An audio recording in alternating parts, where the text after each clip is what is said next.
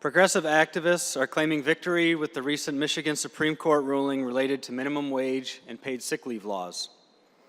In reality, there is nothing to celebrate. The decision is actually a massive loss for just about everyone: restaurants and other small businesses, their employees, and their customers. Listen to what restaurant servers and others across the state are saying. They are worried about widespread closings and losing their jobs if the Supreme Court ruling goes into effect. The hardworking Michiganders actually affected by this decision know they will not benefit from these mandated progressive policies if they lose their job as a result. Time is of the essence here, and the legislature has a responsibility to help avoid this looming disaster that will negatively impact Michigan families.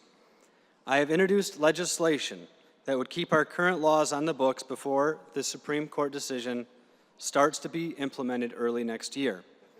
These laws are working and provide a good framework moving forward, sustainably raising minimum wage, keeping the tipped wage system in place, and maintaining common sense sick leave exemptions for small businesses.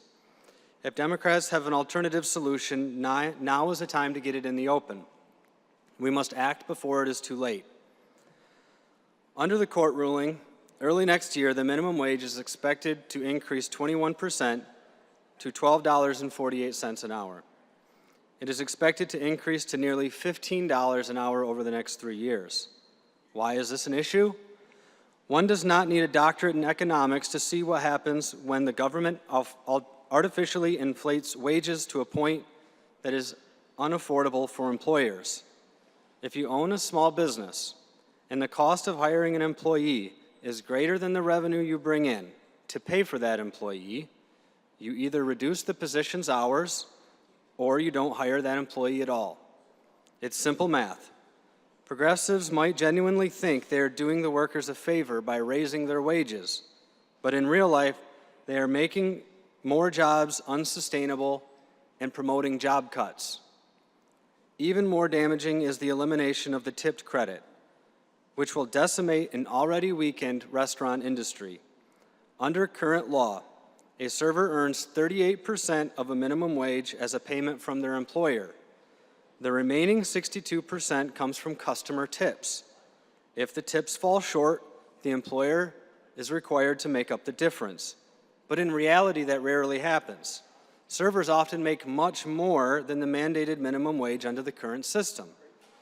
The system that would be put in place in the aftermath of this decision would phase out this tipped credit entirely. Most or all of the labor cost would shift to the employers, who would be forced to pass on the cost along to the customers through higher menu prices. That would translate to drastically reducing tipping or not seeing tipping at all, and servers could very likely wind up taking home less money than they do right now.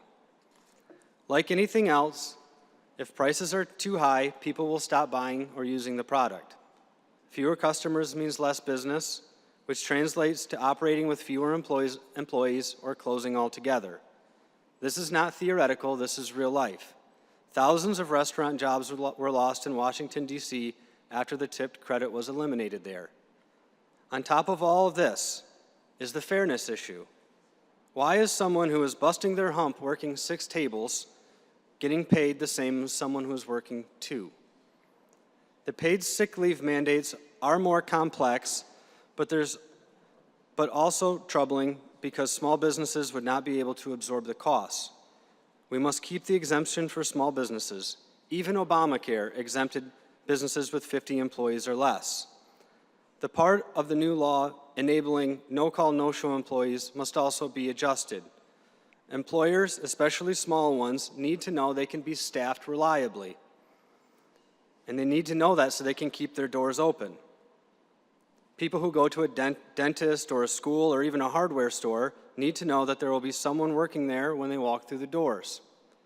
All told, the Supreme Court ruling does not create opportunities for Michiganders who need opportunities the most.